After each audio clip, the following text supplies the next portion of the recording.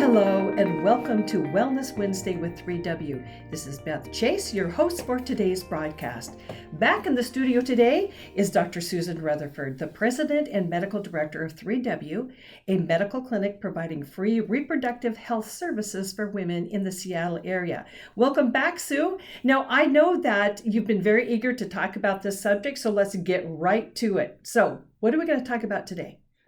Today we're talking about preeclampsia, and the reason is that May 22nd has been designated World Preeclampsia Day by a collaboration of many international maternal health organizations. So we figure this is timely. It is timely. First of all, let's just start with what is preeclampsia? So that's actually an interesting question because many years ago there was a condition called toxemia. Actually, they're the same thing, but that's an outdated term. We don't use that anymore.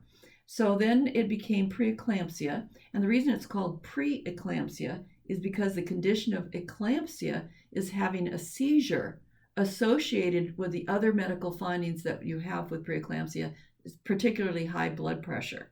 So, but there have been some other terms as well. The currently popular term among many people is gestational hypertension, but a number of years ago, there was a term pregnancy-induced hypertension. So basically, these terms are virtually interchangeable, and even the national specialty organizations admit as much, that you can't really draw a line between them. Sometimes people think of PIH, pregnancy-induced hypertension, or GH, gestational hypertension, as being a milder form of preeclampsia. But truly, there's a continuum, and you can't draw any bright lines between them. Mm-hmm. So, Sue, why do you think this is so important that we have this discussion about preeclampsia today? So preeclampsia, or not just preeclampsia, but hypertension associated with pregnancy, specifically with pregnancy, is one of the top 3 causes of maternal mortality worldwide. In the United States, it's number 2. Wow. Yes. And in fact, it's increased significantly in the last 10 to 15 years, by maybe 25% or more. And as we talk about women that are prone, namely those that weigh more, some of them, yeah, that's probably one contributing fact to the increase. There are some variations among races, probably based on genetic issues most of all. But the reason is because it's one of the top causes of maternal mortality. Yeah, so that's pretty important for us to talk about this. So at the worst, women can die. Okay, because Yes, you just mentioned that. And what other problems can occur when you have preeclampsia? Yeah, so the first thing is the high blood pressure. And women who already have high blood pressure before they become pregnant are at increased risk for getting much worse high blood pressure. So they can develop preeclampsia more easily. But if someone who doesn't come into pregnancy with high blood pressure then starts to get some high blood pressure, then they may be developing preeclampsia. Not always do we call it preeclampsia. There are usually other things that we look for, like are their kidneys functioning normally, or is that changing it? Are their kidneys beginning to leak protein? Are they starting to get really swollen? You can have, those are the 3 main criteria, but other things can happen. The blood clotting can go to pot basically, and you can lose your ability to clot normally. The liver can start malfunctioning. You can actually develop renal failure. You can get pulmonary edema, which is fluid in your lungs. People familiar with COVID have been hearing about all the sick COVID patients who get pulmonary edema as one of their causes of death. So all of these things can happen with preeclampsia. The more severe things lead to a label of severe preeclampsia. The milder things, mild preeclampsia, or again, the gestational hypertension. Again, there's a lot of flexibility. So I would just say blood pressure issues. Yes, let's talk about preeclampsia. Okay, I have a question about that. If, let's say, someone does not have and hasn't had any high blood pressure at all, they're pregnant, and suddenly now they have high blood pressure that is a lead to preeclampsia. Does that mean in the future that they may have a natural tendency towards high blood pressure in the future? Well, interesting that you asked that, because yes, long term, women who develop preeclampsia are at higher risk for ongoing high blood pressure problems or the development later in life of increasingly worse blood pressure or cardiovascular problems, strokes, heart attacks, heart failure, all of that. So now the question is, was it caused by them having the preeclampsia, or was it because they have a predisposition to those sorts of problems that they also got preeclampsia when they're pregnant? Nobody knows. Nobody knows actually the cause of preeclampsia. We can describe in great detail what happens to blood flow to various organs, all the laboratory changes, etc. But nobody knows what actually triggers it and causes it. Well, either way, whatever it is, at least if that does occur when you're pregnant, then you should just pay attention that this may possibly be a precursor to future problems. Yeah, you probably wouldn't avoid getting your blood pressure taken for years and years. Okay, got that. So does preeclampsia affect the baby? I've always wondered about that. Yes, it does. And it depends on what's going on. We think that one of the contributing factors is that the placenta function has changed somewhat, and probably very early in pregnancy, so that the stage is set even if the blood pressure problem doesn't show up until later. In fact, sometimes our first clue is the baby. So I have seen patients where I was just scratching my head over, why is this baby's growth slowing down so much? Why is this baby not growing at the normal pace? It's going to be too small. It might be preterm. What's going on? And I just scratch my head. Why could this be? There are lots of reasons. There are various underlying maternal problems like autoimmune disease, which also, by the way, increases risk for preeclampsia. So there can be infections maybe. So we kind of go through the whole list. Well, what are the various things that can cause baby's growth to lag? And we're puzzling over that. And then all of a sudden, 2 weeks later, the mother walks in for her next ultrasound, and my goodness, her blood pressure's through the roof. So she had actually developed preeclampsia. And because the baby was small, we would actually call it severe preeclampsia. And it was going on behind the scenes so that we didn't see the blood pressure problem right away. We saw the effect first in the baby, and then we saw the blood pressure problem. So definitely affects the baby. That's why some babies, prematurity is a big problem, mainly because if the baby's not growing well and the mother has high blood pressure, the baby may not be getting good oxygen nutrition. The baby may be getting into trouble. The baby may need to be delivered prematurely for its own safety. Okay. So what I hear saying is that, is it going to impact the birth plan of the mother? Oh, absolutely. Okay, how so would that be impacted? So that gets into kind of what's the cure for preeclampsia, what's the treatment. There isn't any treatment to make it go away while you're pregnant. It's there. You just have to handle it and manage it so the mother and baby stay safe. And then the cure is delivery.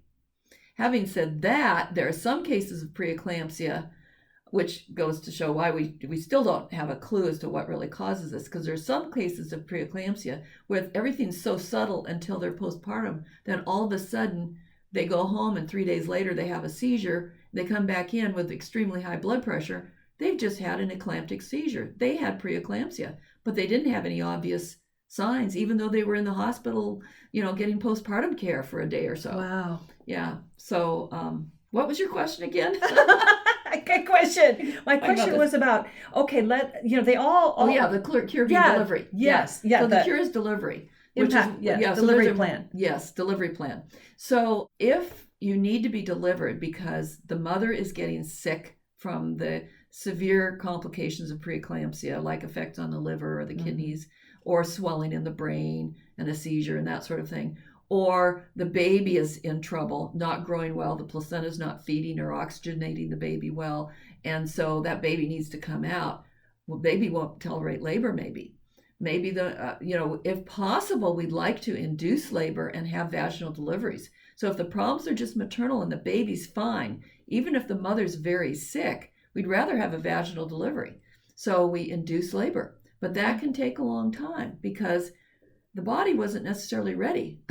You have to ripen the cervix. You have to force the body to go through all the steps it would be doing for days to weeks before a spontaneously occurring labor. So yes, and that means you're in the hospital. It likely means you're going to want some epidural anesthesia or some pain medication of some sort. You're going to be on IVs. You're going to be monitored continuously. The baby's going to be monitored continuously. So if you wanted the home water bath or water birth, you're in trouble. That isn't going to happen. Not going to happen. No. But the thing with managing delivery like that is the reason those things are being done is for the mother's safety and the baby's safety. And all of the support functions, having a doula maybe, having a husband or a friend or family member with you, all of those things can continue to go on. And all of the emotional support and all of the happiness and looking forward to having a new family member, of welcoming this new baby, all of those things, breastfeeding, all of those things can be supported very well, so that your birth plan is not what you thought it was going to be in terms of the actual how things happened, but the whole overall structure and feeling can basically be the same. Well, isn't the main goal of a birth plan is to have a healthy baby and a healthy mother? Yes. Yes. But I have talked with women who have had preeclampsia, and while they were planning a vaginal birth, they ended up having an emergency C-section, and they actually felt like they failed. Yeah, that's something we commonly hear.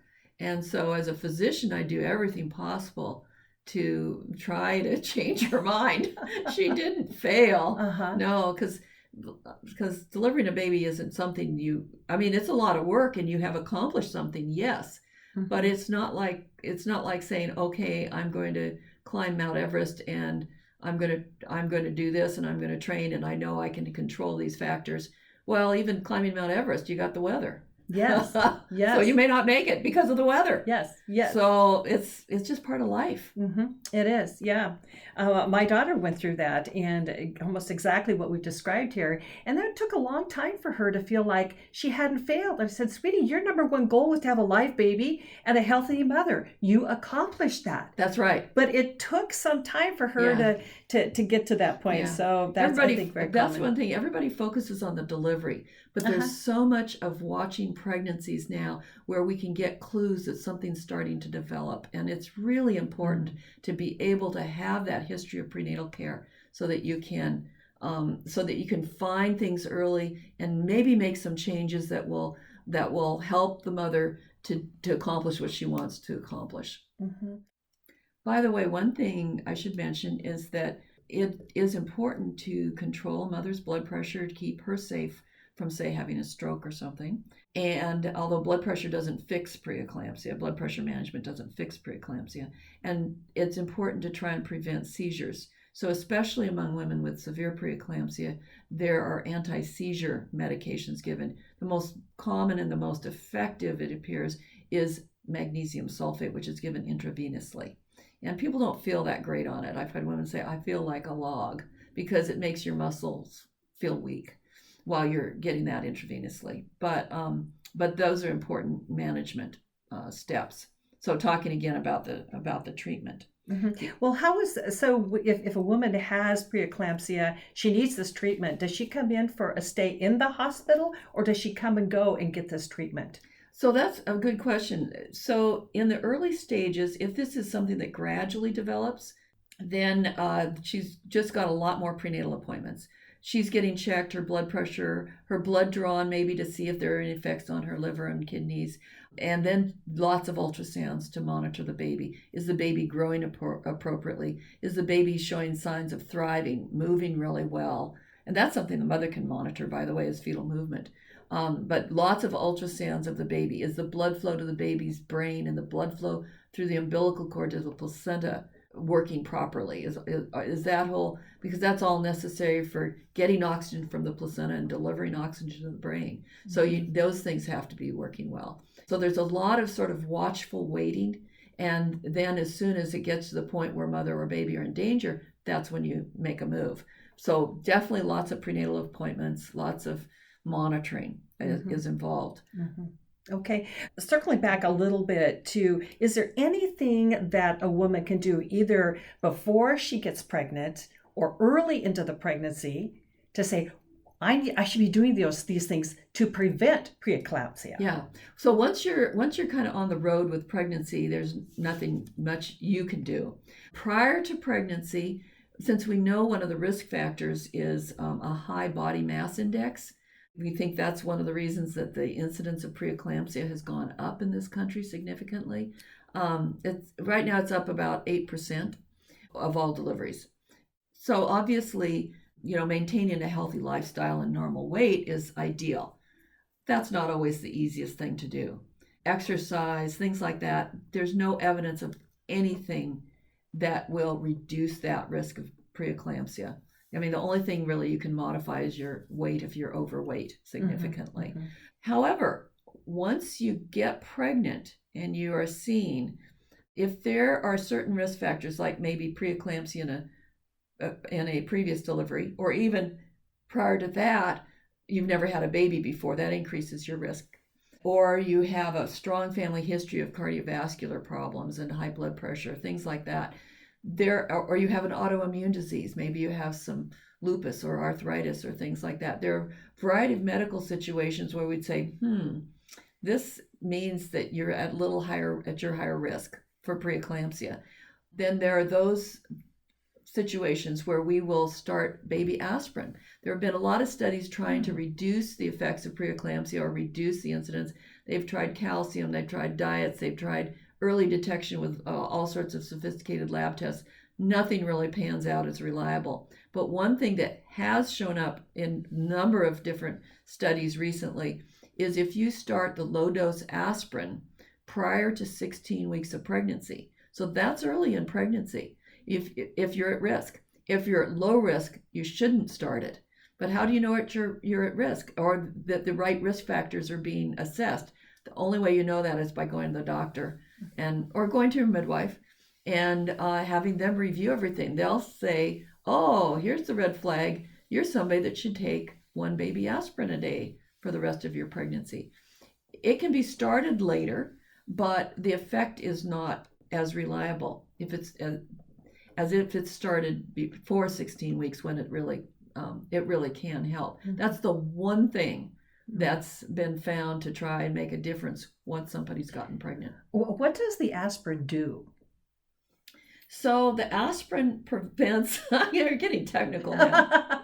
Yeah. So the aspirin prevents blood clotting at a very microscopic level.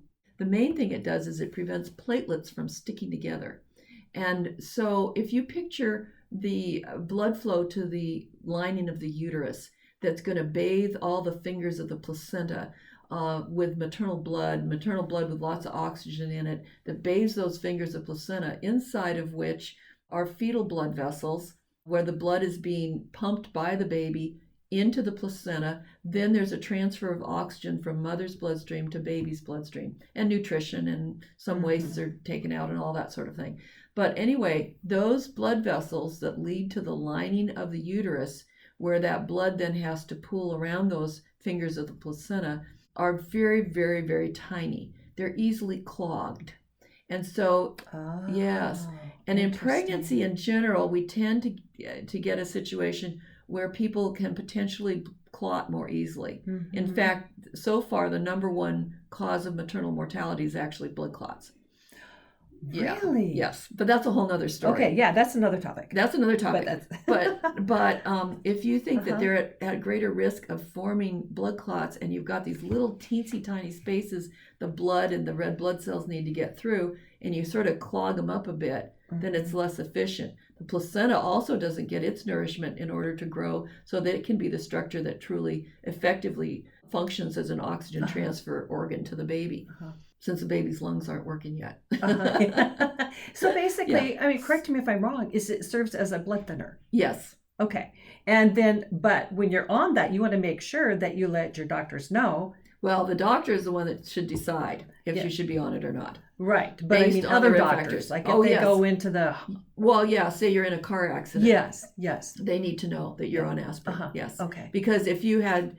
you can be pregnant, be in a major car accident, and need major surgery. Mm-hmm. And if they're going to operate on you, and if you had abdominal trauma and your liver's bleeding, they need to know that you've been on aspirin, because it's going to be a lot harder to stop that bleeding. Mm-hmm. So yes, it's important to let other healthcare providers know. Okay, so pregnant women, if you get on that Aspirin, that baby aspirin, make sure that your friends, your spouse, your partner, they know that should right. they need to talk to a doctor from other reasons. Somebody might have to talk to a doctor on your behalf. Sure. Yeah. That'd be a good idea. That'd be a good idea. Yeah. Okay. So. Very good. Okay, Dr. Sue, if you had one message that you would want every woman to hear today about preeclampsia, what would that be?